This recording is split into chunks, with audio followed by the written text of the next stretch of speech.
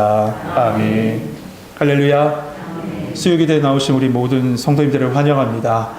하나님의 거룩한 손길과 특별히 새롭게 세우신 하나님의 능력이 여러분의 가정과 삶 가운데 이 시간에 함께하길 주님의 이름으로 축복합니다.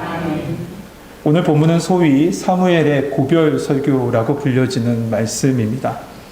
암몬 자손과의 싸움에서 대승을 거둔 사무엘은 길갈에서 다시 한번 이 공식적으로 왕으로 세우는 모습을 보여줍니다. 그러자 이 사울과 백성들이 어떻게 했냐면 굉장히 기뻐했다라고 얘기했어요. 그 말씀이 11장 마지막 절 말씀입니다. 그런데 그때 바로 사무엘이 갑자기 백성 앞에 한 걸음을 나가서 딱 선 겁니다. 그게 바로 오늘 본문 12장의 이 말씀인 거죠. 그래서 이 설교를 이 공식적인 석상에서 사무엘이 선포하는 마지막 말이라고 해서 사무엘의 고별 설교라고 일반적으로 이렇게 부르게 됐던 겁니다. 그런데 여러분, 이후에 지금 본문 말씀 이후에 사무엘이 등장했을까요? 등장하지 않았을까요? 이후에도 등장했습니다. 아예 사라지거나 감춰진 것이 아니라 13장에도 15장에도 16장에도 계속 사무엘이 등장합니다. 그러니까 그의 사역은 끊이지 않고 계속했다는 것이죠. 그렇다면 왜 그랬을까요? 지금 이 순간에 분명 왕이 새롭게 세워지는 이 순간에서 왜 다시 사무엘은 다시 등장하고 지금 이 순간에 그럼 뭘 얘기하고 있는 것일까? 원래 사무엘은 사사 중에 마지막 사사죠. 이 사사는 어떤 일을 감당했냐면 정치적, 경제적, 사회적, 군사적 모든 분야의 리더로서의 역할을 감당합니다. 그뿐만 아니라 사무엘은 어떤 역할까지 감당했냐면 영적 지도자, 제사장으로서 선지자로서의 역할도 감당했습니다. 그러나 오늘 본문 이후부터 보면 사무엘의 모습은 좀 달라집니다. 모든 분야를 다 아우르는 그런 사사의 모습이 아니라요. 이제부터는 오로지 선지자로서, 제사장으로서의 모습, 그러니까 하나님과의 관계, 그 영적인 관계만 맡아서 사역을 감당하는 모습이 이후의 사무엘의 모습인 거죠. 그러니까 오늘 본문은 어떤 본문으로 볼 수 있냐? 사무엘이 모든 것을 다 마치고 은퇴하고 마무리하고 은퇴하고 그래서 고별 설교를 하는 그 모습이 아니라 정치, 경제, 군사 이쪽 면을 왕에게 이임하면서 그 왕에게 이임하면서 이임식에서 하는 이임식 연설이라고 보는 것이 더 좋을 것 같습니다. 다시 말해서 이 말씀은 이거예요. 나라를 새롭게 이끌 왕과 그를 따르는 백성들에게 하는 마지막 권면인 거예요. 공식적인 권면. 그러면 이러한 사무엘의 마지막 권면은 어떻게 말하고 있습니까? 이 사무엘의 권면은 이렇게 시작합니다. 1절 말씀 같이 한번 읽어보죠. 1절 같이 읽겠습니다. 시작.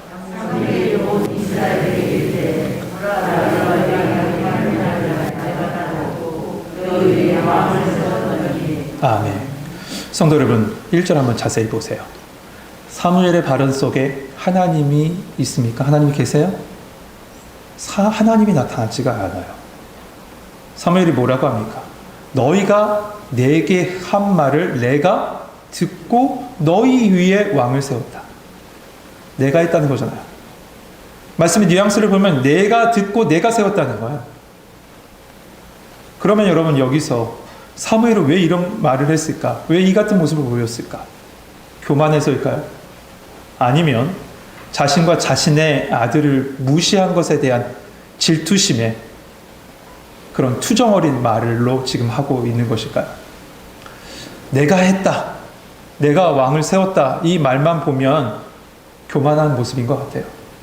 또한 2절 한번 보시죠.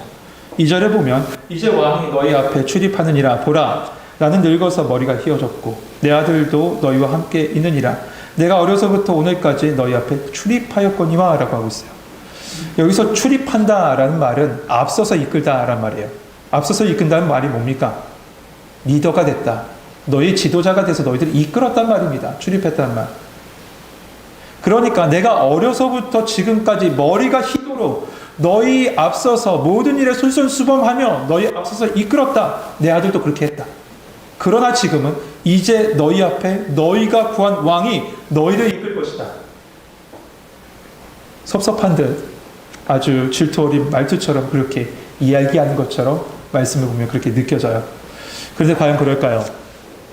여러분 오늘 말씀 전체적인 문맥 속에서 이 사무엘의 말을 보면 교만도 질투도 아니라 이 말은 이겁니다. 지금 세워진 왕은 하나님께서 세우신 왕은 아니다. 너희가 원해서 세운 왕이야. 너희가 세워서 원한 세상의 왕이다. 이 부분을 강조하기 위해서 하나님을 제외시킨 거예요. 이 말씀 속에서. 너희가 원해서 세운 왕이다. 그러면서 사무엘은 이제 자신의 사역을 회상하면서 백성들에게 마지막으로 자신을 평가하라 라고 하고 있어요. 그 말씀이 3절이죠. 3절 말씀 같이 한번 읽어봅시다. 3절 같이 읽겠습니다. 시작.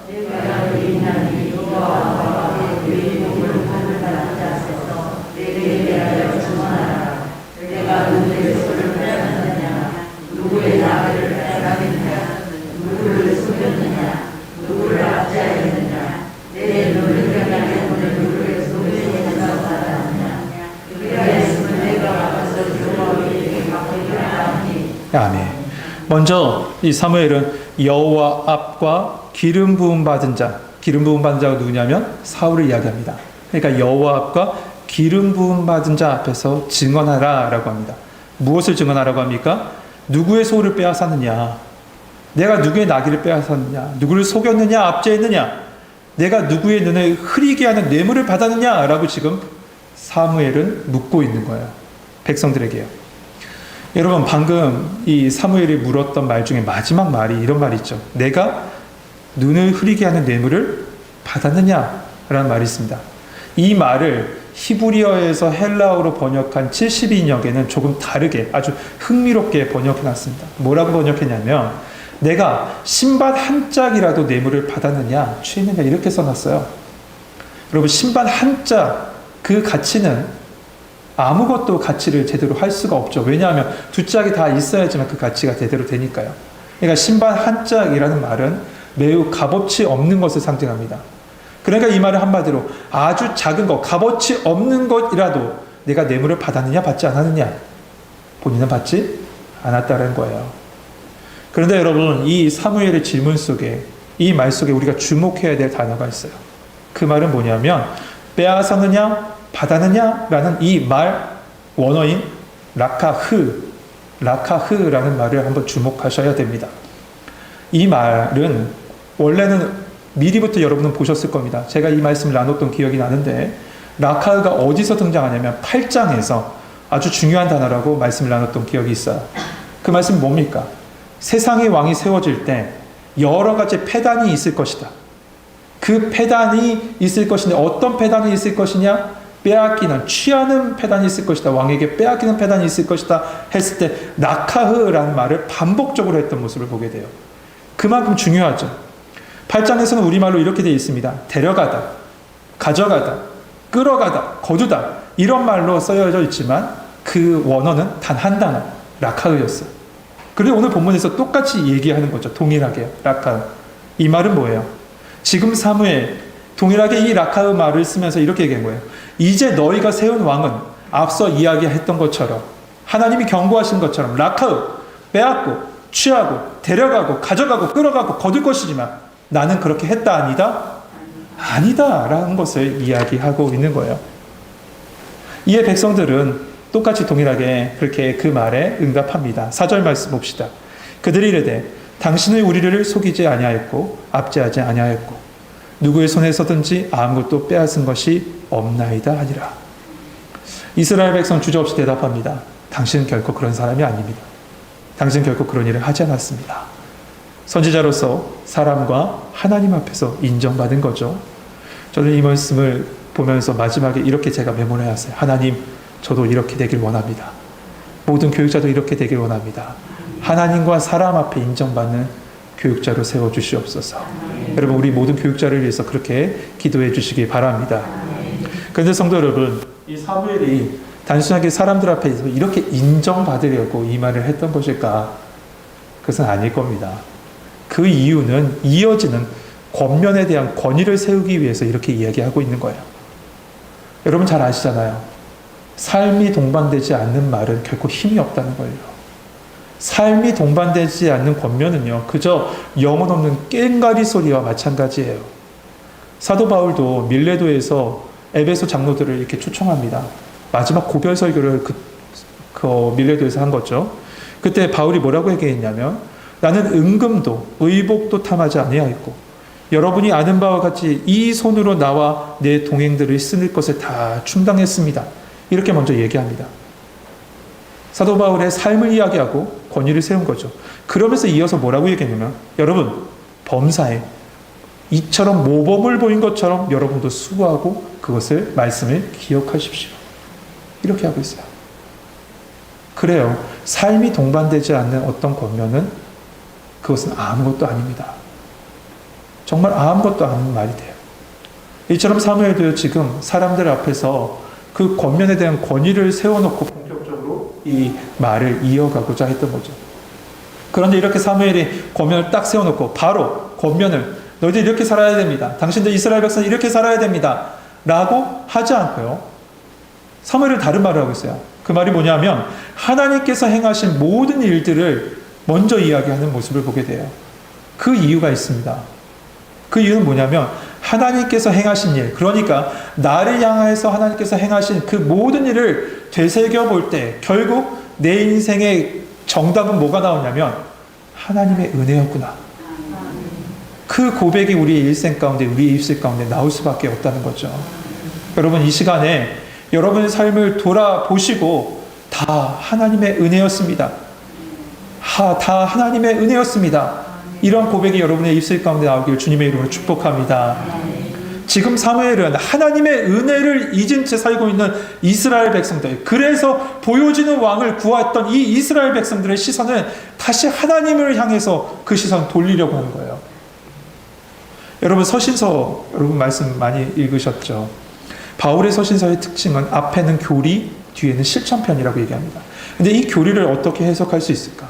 이 교리를 한마디로 얘기하면 하나님께서 해주신 일이에요. 복음으로 세우신 일 아니에요. 하나님께서 세우신 일. 로마서만 보아도 그렇죠. 1장부터 11장까지는 하나님께서 해주신 복음의 놀라운 역사를 말합니다. 그러면서 이어지는 실천편인 12장 1절에 뭐라고 말씀하고 있냐면 그러므로 형제들아 내가 하나님의 모든 자비하심으로 너에게 권하노니 라고 하고 있어요. 하나님의 은혜를 깨달았을 때 권면이 올바르게 들어지는 거예요. 삶이 실천되는 거죠. 모든 것이 하나님께서 행하신 일, 모든 것에서 내 인생을 살아주셨던 것, 그것을 깨달았을 때 비로소 우리는 하나님의 사랑과 하나님의 은혜를 느끼고 결국 말씀 따라 살 수 있는 겁니다. 그러므로 여러분, 은혜 받았단 말은 우리의 감정적인 이야기나 어떤 이 느낌적인 부분이 아니라요. 은혜 받았다는 건 뭐냐 하면 하나님께서 우리를 위해서 행하주신 그 큰 일을 듣고 믿음으로 받아들이는 것. 그것이 바로 은혜입니다. 그러므로 여러분, 하나님이 우리를 살아주신 일을 나와 동행하시고 지금껏 인도하셨던 그 하나님의 은혜를 먼저 깨달을 수 있는 성도님 되시길 소망합니다. 그래서 사무엘은 6절에서부터 10절에 먼저 출애굽부터 가나안에 이르기까지의 생활을 이야기합니다. 우리 8절에서부터 10절만 우리 한 절씩 한번 교독해 볼까요? 8절에서부터 10절 한 절씩 교독합니다. 제가 먼저 읽겠습니다. 야곱이 애굽에 들어간 후 너희 조상들이 여호와께 부르짖음에 여호와께서 모세와 아론을 보내사 그 두 사람으로 너희 조상들을 애굽에서 인도하여 내어 이곳에 살게 하셨으나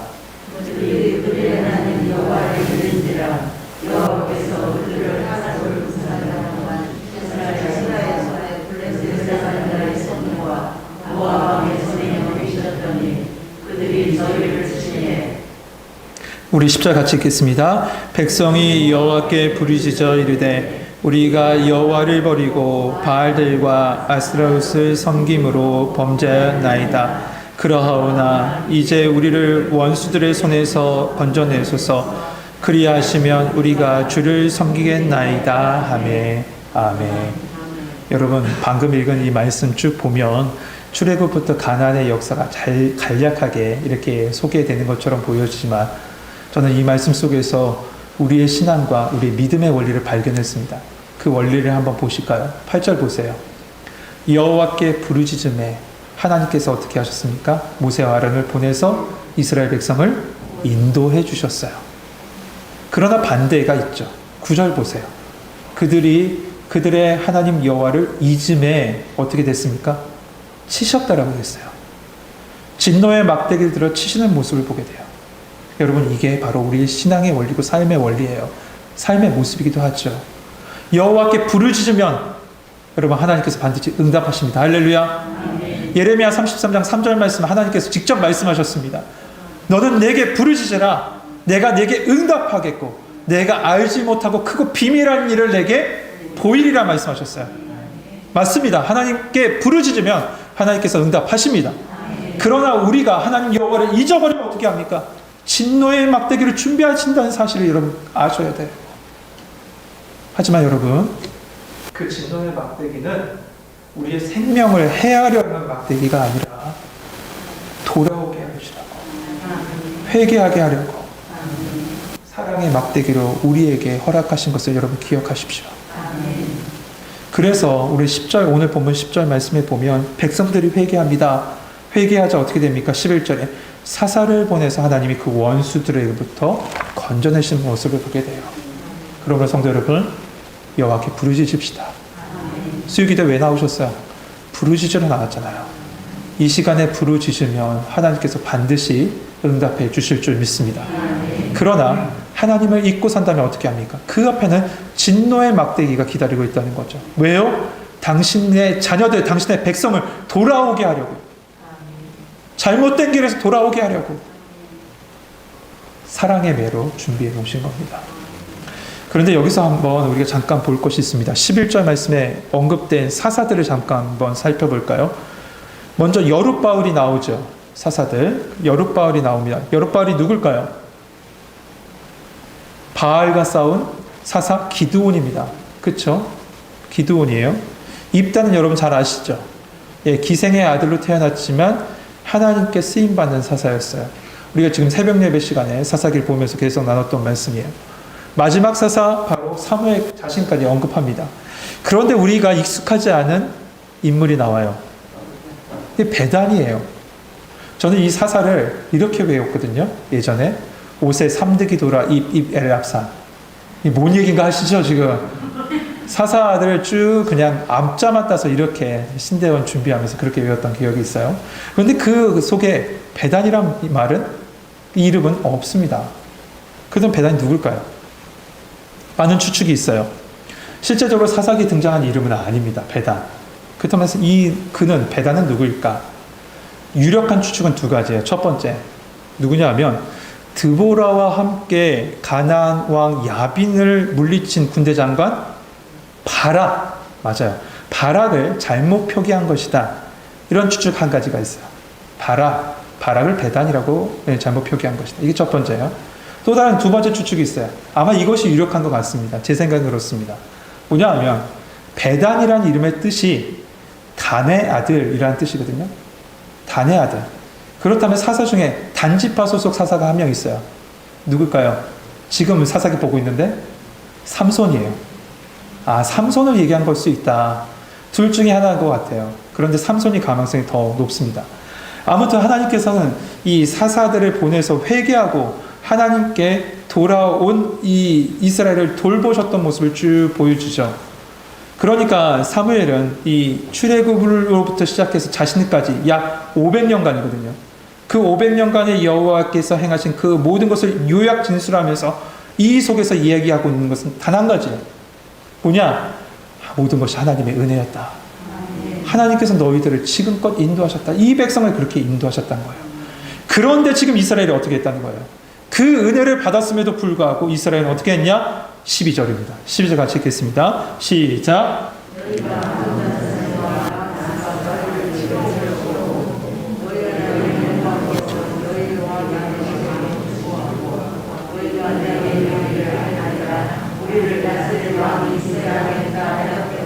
아멘.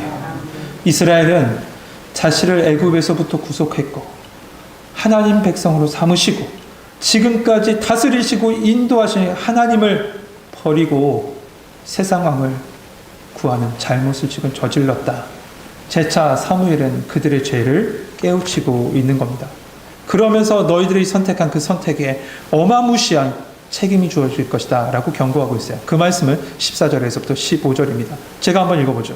너희가 만일 여호와를 경외하여 그를 섬기며 그의 목소리를 듣고 여호와의 명령을 거역하지 아니하며 또 너희와 너희 다스리는 왕이 너희 하나님 여호와를 따르면 좋겠지만은 너희가 만일 여호와의 목소리를 듣지 아니하고 여호와의 명령을 거역하면 여호와의 손이 너희 조상들을 친 것 같이 너희를 칠 것이다.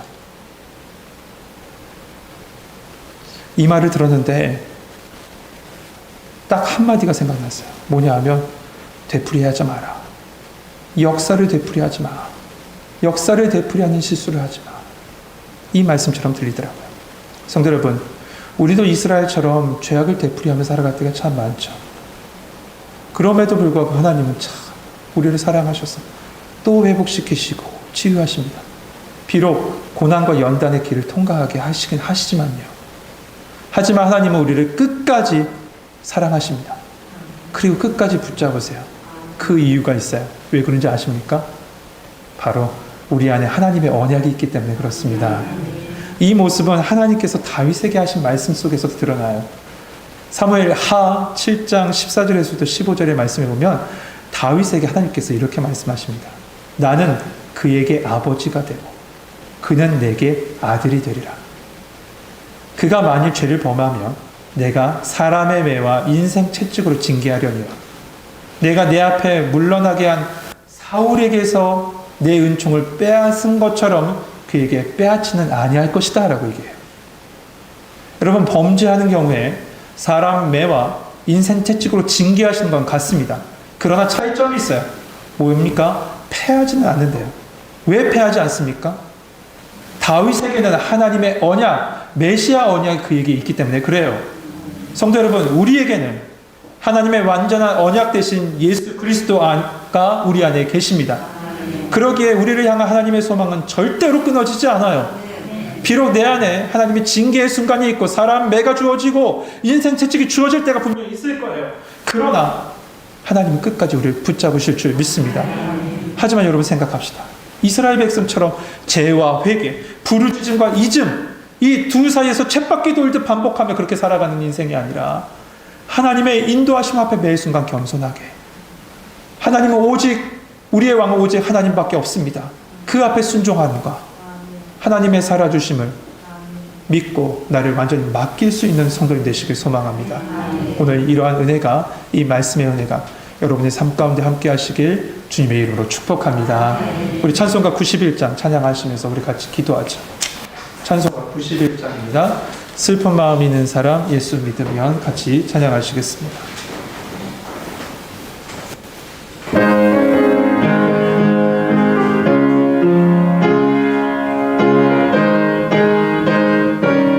슬픈 마음 있는 사람, 슬픈 마음 있는 사람 예수 이름 믿으면 영원토록 변없는 기쁜 마음 얻으리. 예수의 이름은 세상의 소망이요 예수의 이름은 전국의 기쁨이 거룩하신 주의 이름, 거룩하신 주의 이름. 너의 방패 삼아라, 너의 방패 삼아. 환난 시험 당할 때 주께 기도드려라. 주 예수의 이름, 예수의 이름은 세상의 소망이요 예수의 이름은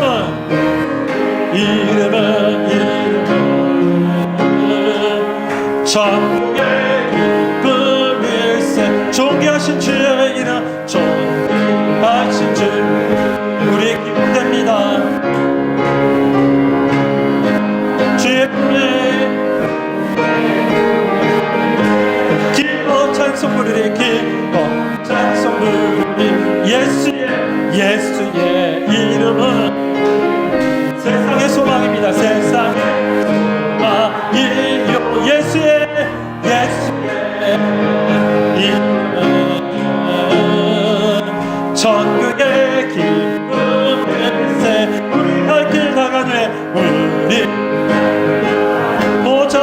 나가서 왕의 왕께 경배하며 왕의 왕께 경배하며 그거는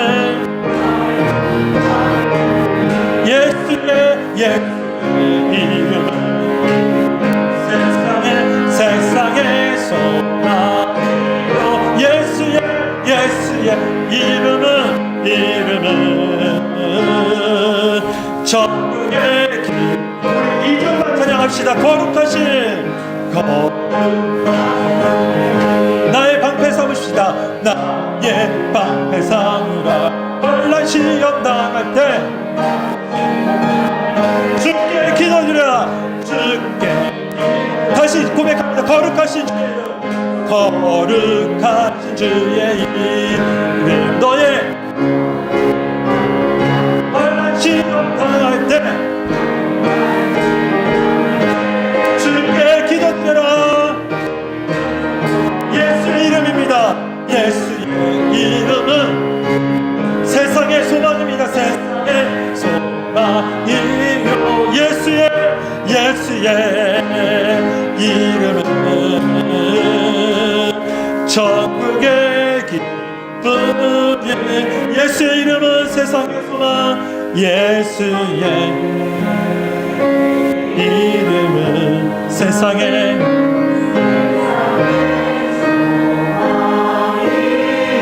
예수의 이름이 예수의 이름은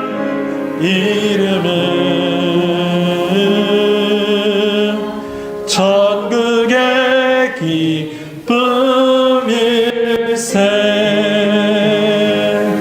우리 말씀 붙잡고 같이 기도합시다.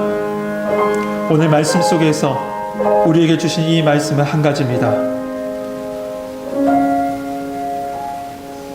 옛날 모습대로 돌아가지 말고 오직 주님의 은혜를 기억해라. 하나님께서 너를 살아주신 것을 기억하고 그 앞에 겸손히 무릎 꿇고 그분을 따라가라. 그럴 때 너의 인생의 모든 것을 인도하시며 너의 기도를 들어주실 것이다. 이스라엘 백성은 끊임없이 쳇바퀴 돌듯 돌아갔습니다. 죄와 회개, 부르짖음과 이짐 속에서 더 이상 그 모든 수레를 다 끊어버리게 하시고 온전히 주님만 의지하며 하나님의 은혜를 고백하며 살아갈 수 있는 저희들 될 수 있도록 도와주옵소서. 하나님 우리를 살아주심을 기억하며 그 은혜를 붙잡는 은혜의 시간 되게 해달라고 함께 한 목소리를 기도합니다. 기도하겠습니다. 사랑이 많으신 하나님 아버지 감사합니다. 아버지 주님의 은혜를 기대합니다. 소망합니다.